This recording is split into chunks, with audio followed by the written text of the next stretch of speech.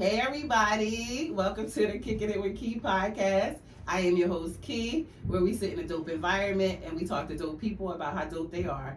I am here with the one and only Faith Edwards today, baby. Hello everyone. Super excited. So we just gonna jump right in. We don't take no breaks. We gonna jump right in and find out all about Faith, because she is dope. So let's go. Who is Faith? Who is Faith? Faith is a mother of two wonderful children. People can't believe when I tell them, like, my son is 30 years old now. Oh my God. 30 Did you years think she old. got a 30-year-old son? And then I have my daughter Kendall, who is 11, and she thinks she's 21, but she's not. But I'm also a business owner, philanthropist, student, still in college, pursuing my law degree, working towards that. It's a lot going on. It's a lot going on. I love it. So Faith is just like an all-around girl type of person. So tell us a little bit about everything. Not everything, of course we can't get into everything, but tell us a little bit. I would love to know more about the diving into like the lawyer thing and paralegal life. Tell us a little bit about that. So a lot of people don't know that initially I'm one of those few people that probably knew what I wanted to be when I was a little girl. Wow. It was either a doctor or a lawyer.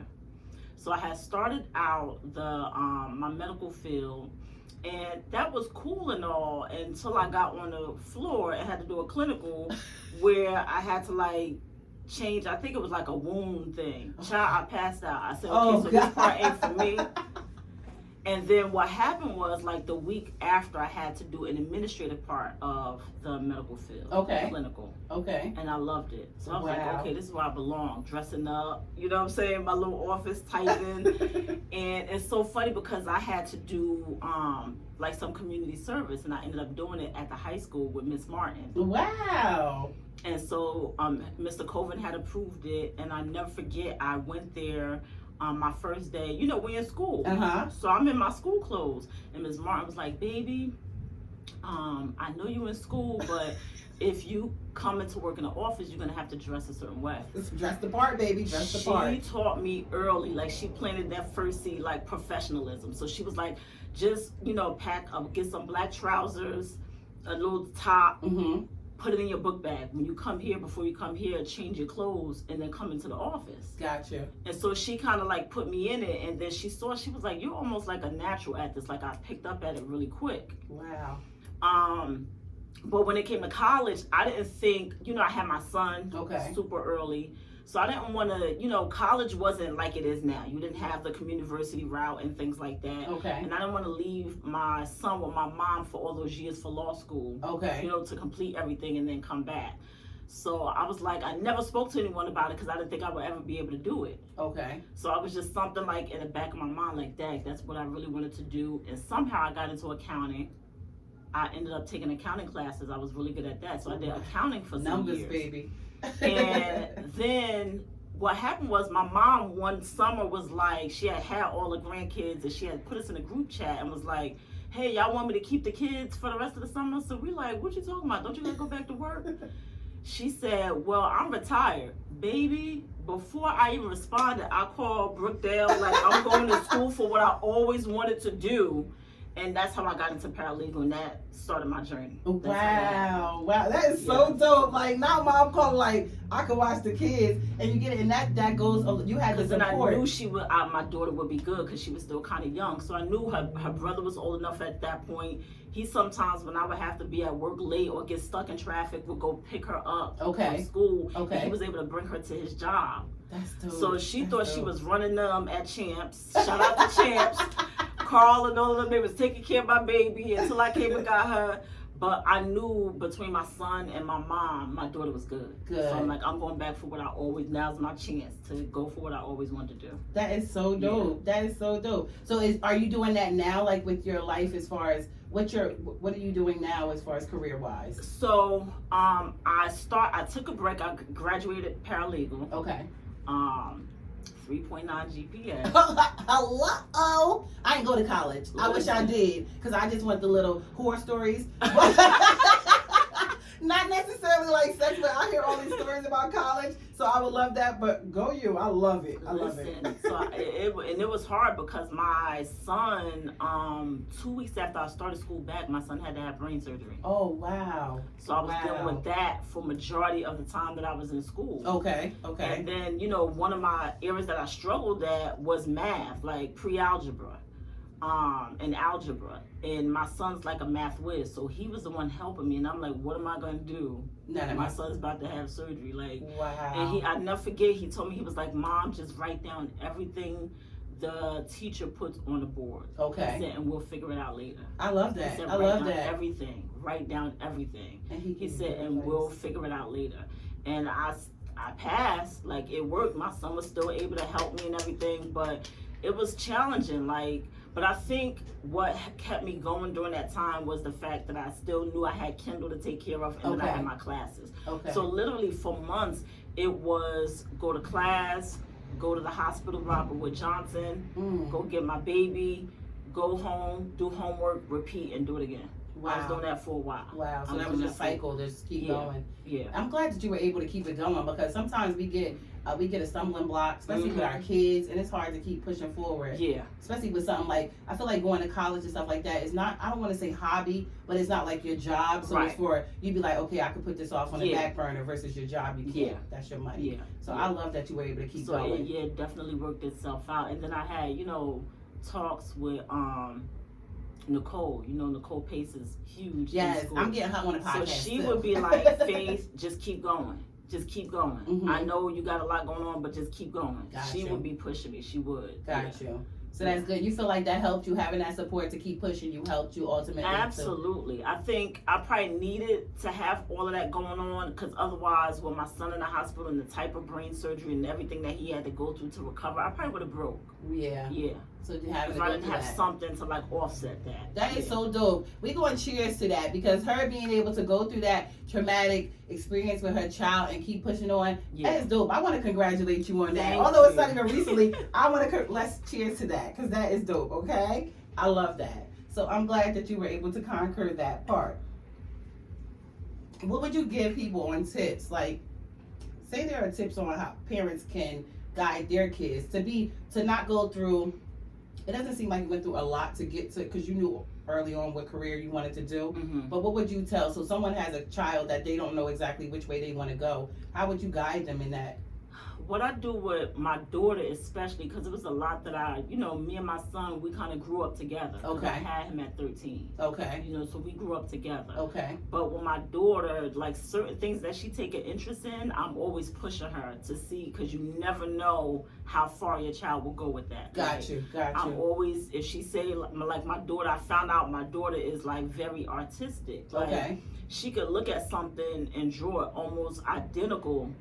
And I was like, what? Because now, listen, she didn't get it from her mother, and she didn't get it from her father. I was trying to figure out, like, well, what family member did she get that from? And then I thought about it. My sister was very artistic. Wow. So, yeah. Now, me when my sister passed away from cancer, like, it's been like 7 years. Okay. But, so my daughter was young when she was around my sister. Mm-hmm. So, my sister passed, my daughter was probably like 2.5. Okay. But I was like, how does she... like crafty, like all of that? My sister. Wow. It's amazing how kids pick up things from other. It's like, where did that come from? Because it ain't come from you. Yeah. It ain't come from the dad. Like, my son was never artistic like that, but she could just pick stuff up. So I bought her, like, I think that Christmas I bought her all this art stuff. Okay. All this stuff she into, like making the bracelets. Okay. And then me being who I am, I'm like, well, you could sell that, right? Like, that's right. That's me. Oh, you like making bracelets? We're gonna be selling those. We're gonna be selling that, right. So I'm always on her like that, like, you can make this and you can make a couple dollars off of it, things like that. So I'm always planting those seeds with her. But whatever I see she takes an interest in or she's good at, I push her. Okay.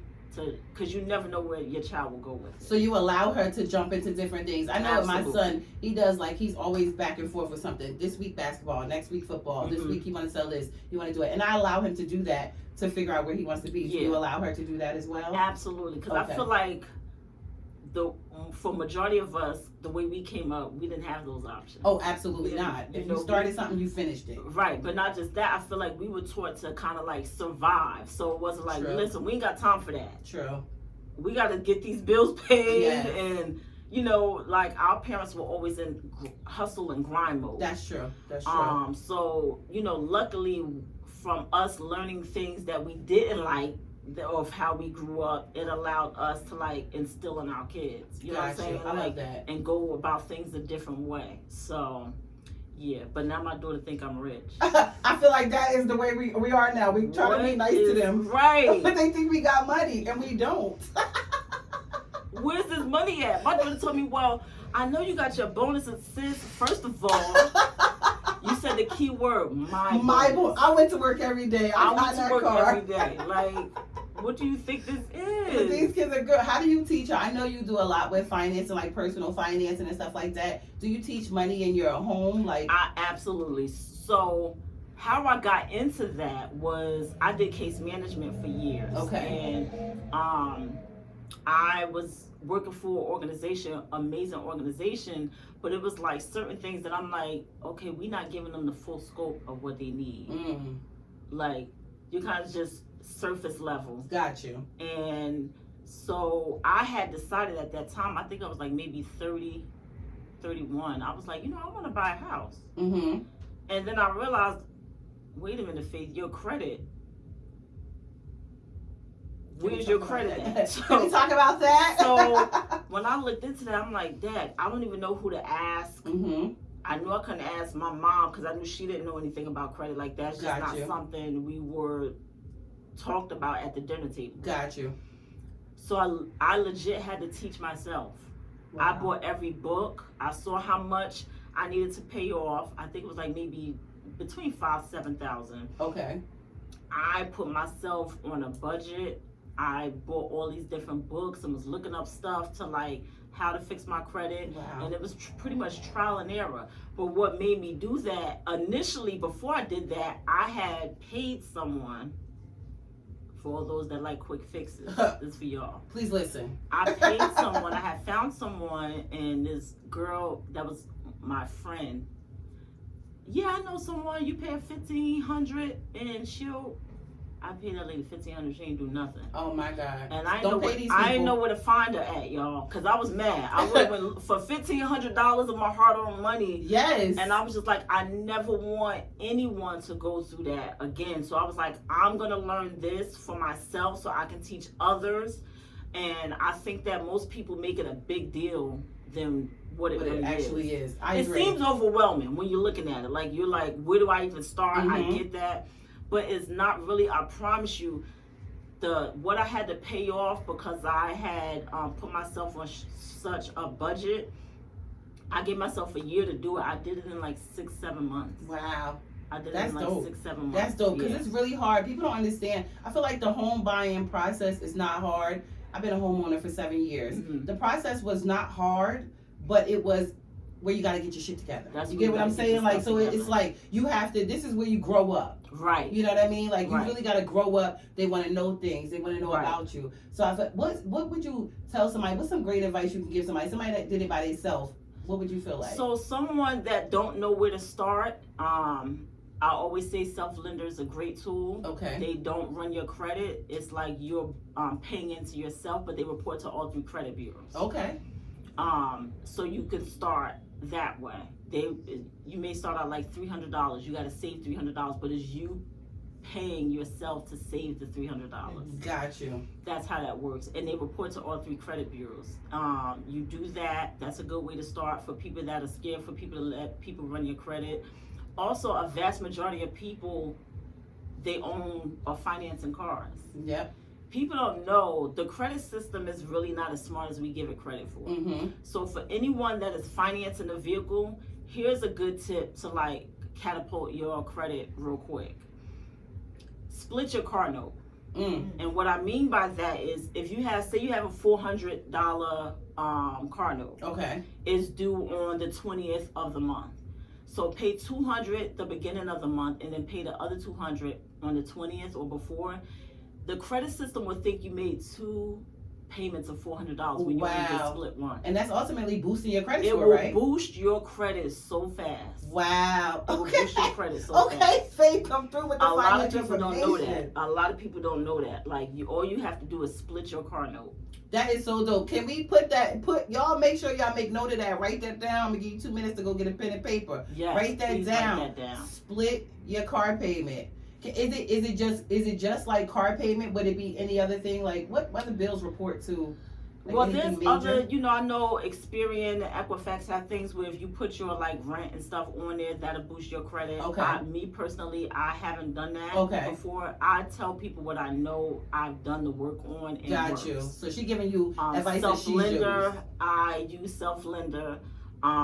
The other thing is, if you know your credit is not that great, stop applying, because they say, you get them emails, you may be pre-approved, or you can be.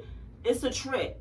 If you know your credit is not that great, don't do that, because those are inquiries now that shows up on your credit report, and the more inquiries you have, it doesn't look good. Got you. So how many, when should you stop? Like say, because I know Faith you deal with the financial part and for cars like GM Motors. She is like, she a big dog at GM Motors. I want y'all to know that. I sell insurance, but you gotta go through her first. so like, how many inquiries could somebody do? Because you go to a car dealer spot and they run your credit multiple times. Let me tell you something. That's another thing. Stop going to these car dealerships and letting them run your credit. Because one thing that they're not lying about, they're not lying when they say, oh, we just run it one time. Okay. That is the truth. Okay.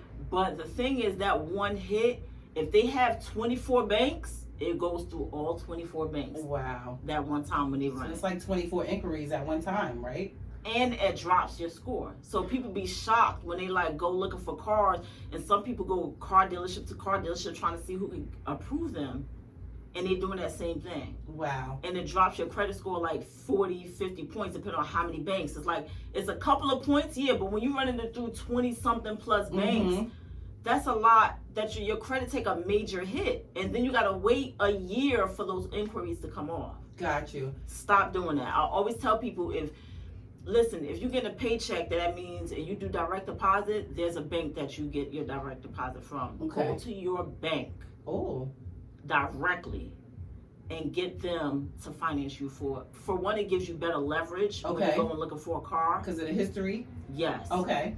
You already built a rapport with that bank. Okay. So, and they're only running it one time through their bank.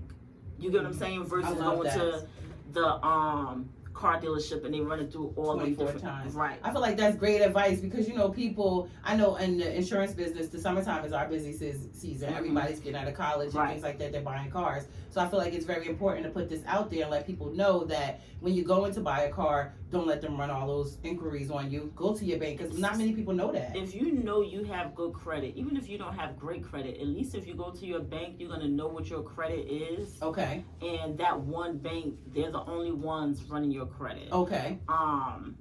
But don't keep going to all them different dealerships trying to see, because a lot of times when the people say, oh, we have programs for first time car buyers, listen, it's not happening. They're lying. You don't want to be hit. They can get you approved depending on what you have. Okay. But then there's subprime banks. Okay. Subprime banks are banks that you don't really know. You're like, who's that bank? That's a subprime bank. So those interest rates are going to be astronomical. So they're kind of like the middleman banks, sort of say. You know what I mean? Yes, like we know, like the big mortgage companies. I know for us, big mortgage companies. But then the little ones, those are like the middlemen. Okay. Right. Okay. So we know Chase. That's Chase is everywhere. Wells Fargo's everywhere. Things like that, except for like credit unions. Credit unions aren't subprime banks; they're just credit unions. Okay. But those little banks, your interest rate on those vehicles are gonna be 24-27%. Oh wow. That's normally when you get hit with those banks like Credit One. It's like, who's Credit One? Exactly. Okay. That should tell you a lot. You know what I'm saying? When it's not like Capital One or those ones that we all know about already. When you go through your bank directly, it gives you leverage. When I learned about credit and my son was like at the age where he was like looking for a car. Okay. And I told him, I said, listen, and you know us, the way we grew up, sometimes we try to pass that on. Oh, well, you got to get you a hoopty. Not My these son kids. came to me and said, Mom, he said, why do I have to get me a hoopty? I don't have any kids. Mm-hmm. I work, it's just me. I said, son, you know what? You're absolutely right. Absolutely right. What do you want? He said, I want either Infinity or Lexus. Okay, so this is what you got to do. Go to Capital One. They're going to approve you for $300. Mhm. You got to start building your credit, because having no credit is just as bad as having bad credit. Please say that again, because somebody needs to hear that. No credit is just as bad as having bad credit. Establish something. You have to establish your credit. So I think he was like 9 months in. His credit was like, it's so funny because he called me up one day while he was at work, and he was with me. He's like, Mom, I went to go take out $50 or $100, Mm-hmm. and it said I had $1,200 left. I said, well, son, they probably increased your limit, but Yep. you don't check your emails to know that they increased your limit. Yes. Like, don't worry, you ain't stealing. Like, It's they yours. approved it. It's yours. yours. But what I would tell him to do is, like, while you at work buying lunch, use your card. If you want to buy a Gotcha. pair of sneakers, use your card and then pay it back. So I taught him, like, exactly what to do. 9 months in, he was like right at 700.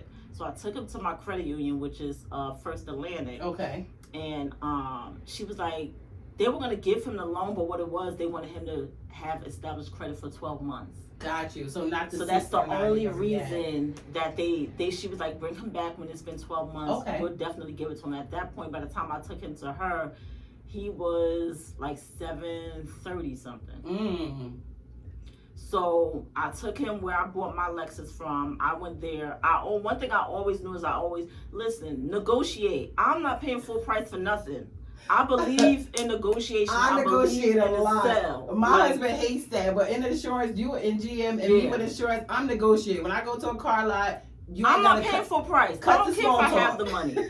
I'm not paying full price. You're not getting all my coins. If I could get a deal, I'm getting a deal. I send him back 100 times. Go back. Yes. I work in insurance. You can't play with me. Yes. They be like, oh God, don't give me the small talk. Yeah. Go back. Go back. So I had found it was like a Lexus ES350. I was going to get my car serviced. It was like around this time, like around Memorial Day weekend. Okay. So I was like, let me see what I could do. So I sent him a couple of pictures of cars that they had. And I'm like, listen, do you like this car? Do you like look online? So while I'm sending him the pictures, he looking online and look up. Yeah, I like that one. Okay. How much do you want to pay? I said, forget it. I'll figure that out. Yep. I negotiated them jokers down so bad. So then all he had to do, this is the thing when you have good credit too. This is when you know you have good credit. You know, a lot of y'all spend hours at dealerships. When you have good credit, you will not be spending hours at dealerships. Absolutely You not. You in and you out. You signing that paperwork and you out. Yes. So we went and got the paperwork from my credit union from First Atlantic. Okay. Took it there. He wanted warranties. So I'm like, now listen, y'all not about to be running his. No, because they like, we know he got good credit. Y'all came here with your own check.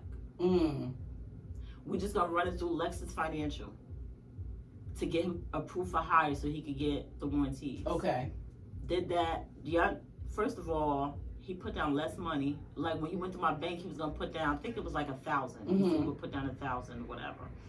He put down $300. Wow. His interest rate was still the same, 6%, and his payments was like maybe $340 something. See? We were in and out of there in like an hour. So I feel like education is all you really need.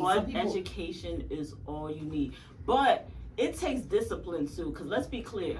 Because there's people think like, oh, I need more money to be able to pay this stuff off. Yeah. If you have bad saving and spending habits now, $100,000 is not going to change that. You making $100,000 or $150,000 is not going to change that. You just going to buy more things. You, you are. That is it. You are. We got a lot of adults with bad credit and bad spending habits. They don't know how to save or anything. Savings is like a big thing. Like when I was going through my journey of learning all of that stuff. Okay. Let me tell you something. I had TGIF Fridays. Okay. You know how they have the rewards programs? I would take my daughter to eat. Like when they would send those coupons like 2 for. That's when I was still saving, Yep. But I would go during those times. Yep. I had built up so much at one time. For a while, I didn't even have to pay for nothing for my drinks when I went to Fridays. And people laugh at me because I'm a coupon queen. Like, I'm a budget okay? Yes. If it's $2 less down the street, that's where I'm going because you save money like that. And coming from poor family, because I didn't grow up with nothing, you want to not ever go back that way. You never want to go back. That's probably why our kids think we rich. You know what I mean? Because we're able to budget it. And it just be like $10 you just stretching because I'm going to do that. Yeah. Like, what was that? What advice would you give to someone? So we know that if you go to the car, you got to do financial. But as far as your personal financial, like get a bank account or personal finances, if you have the key thing is to start budgeting. Okay. I tell people, you want to see people be saying, "Oh, I don't have the money to pay this." Yes, you do. You do. Let's do a 2-week challenge. That 2-week challenge is save every receipt, and then look at. I bet you Starbucks getting most of that money that you think you can't pay off for something else. That's true. You know what I'm saying? Like, that's true. That money is going. So you have the money. You just do. got to see where you've been throwing the money away. It's where you're allocating it. It's where you're allocating that's your money. Take 2 weeks, save every receipt, and I promise you, your mouth is gonna drop because you're gonna be like, I didn't realize I was spending this much money at Starbucks. Then you're gonna feel like they've been ripping you off. No, you've been ripping yourself off. Because when I did that 2-week challenge for myself, that's what I did. I put myself on 2 weeks. Let me save everything. Okay. Let me see. And I saw where, that's why I was able to do it in 6-7 months instead of it taking a year. I feel like when you write down things, I'm a budgeter. I like to write it down. I like writing Like, I down. find budgets from 2016. Like, I write down everything because then you know what's going out and you know what's coming in or what you can afford. Like you say, sometimes you know you can afford it, but I'm spending it on going to McDonald's or going somewhere else every week. Yes. So that's where your money is going. So budget is definitely, that is the key thing to be able to pay off if you have credit. The other thing is, if you have certain things that you got to pay off, start with the smallest amount. Okay. Pay off the smallest one, and then get that off your plate. Go to the next one. Because Okay. what that did for me is it pushed me to like, oh, okay, I'm making progress. Once I started seeing the progress, it kept me going. It kept me going. It kept me going. Do you recommend credit cards or do you I would definitely recommend credit cards, but you have to be responsible with credit cards. Okay. That's the thing. Like, it takes responsibility for credit cards. Okay. You never want to use over 30% of your credit limit. Okay. And we all understand life happens. So that's why I say it takes responsibility. Got you.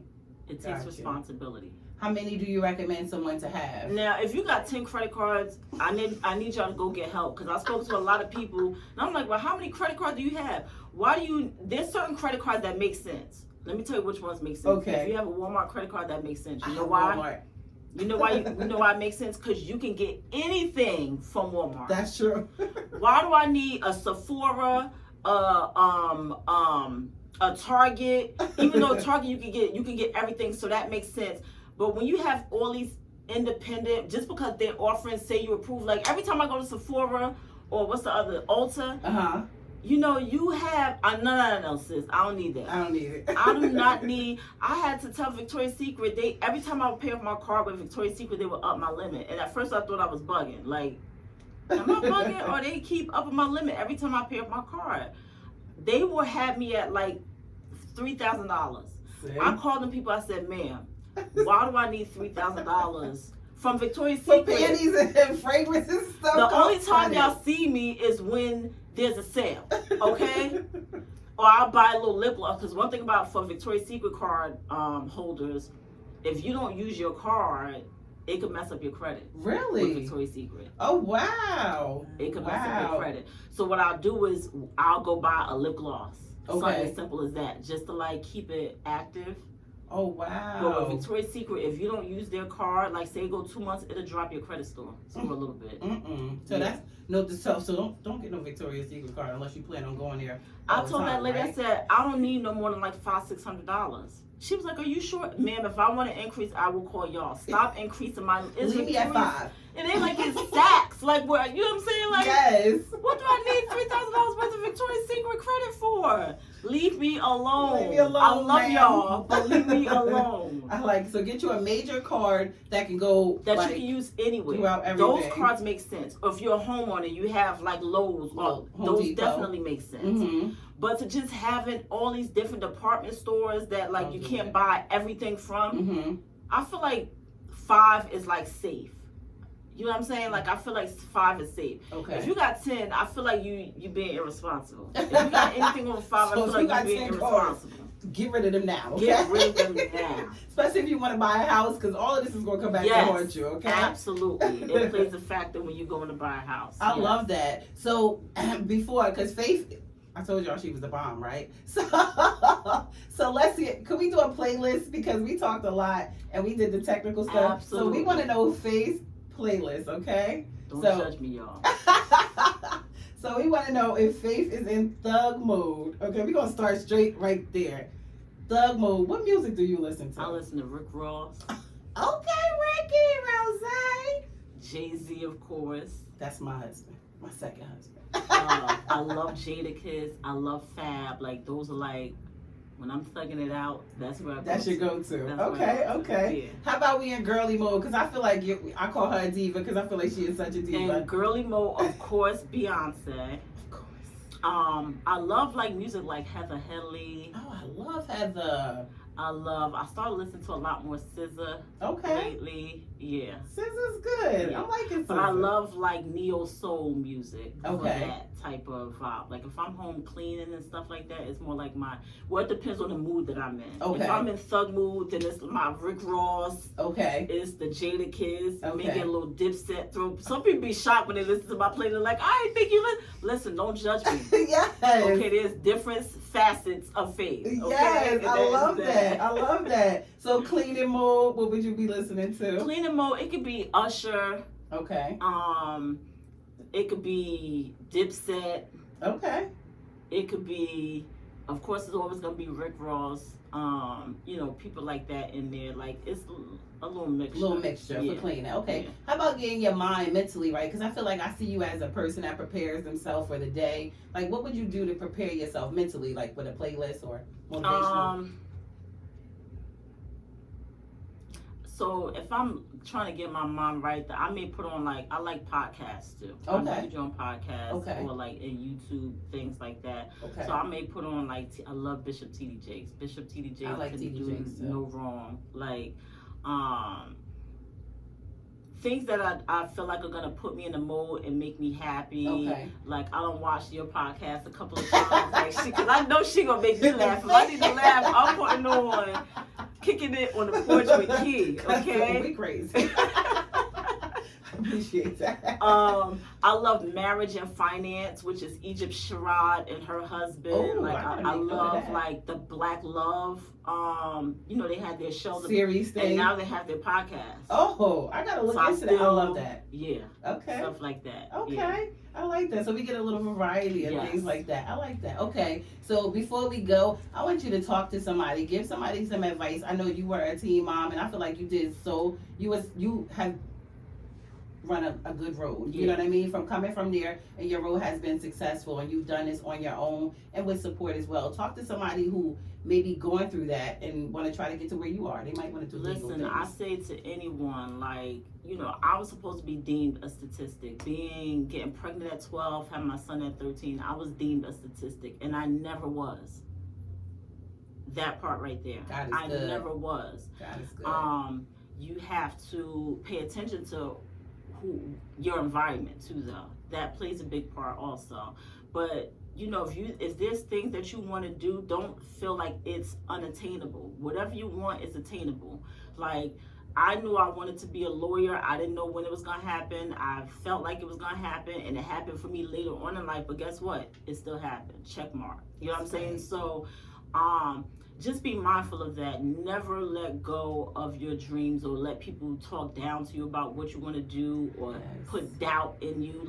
Because if you have a lot of people that are giving doubt, you need to reevaluate those friendships. If you are the smartest in the room, you need to reevaluate those friendships, because you should never be the smartest in the room. You should always be looking to learn from someone else.